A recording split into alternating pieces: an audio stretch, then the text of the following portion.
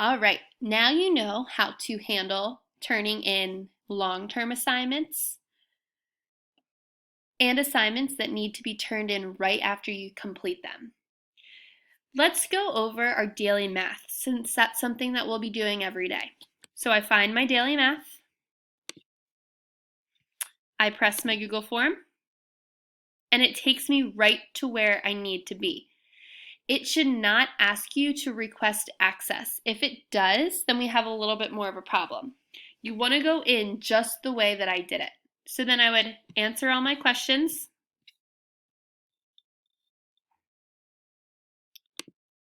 I'm going to submit. Just pretend you're going to put you have to put your email.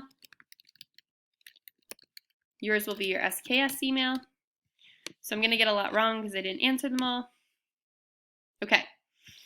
Then you're going to press open assignment. I'm sorry, yours should not come up like this. I just have a lot of accounts. So, right, it's submitted. Right when you do it that way, it should say that it's turned in. The daily math should be the easiest thing that you turn in, as long as you do it the way I showed you in this video.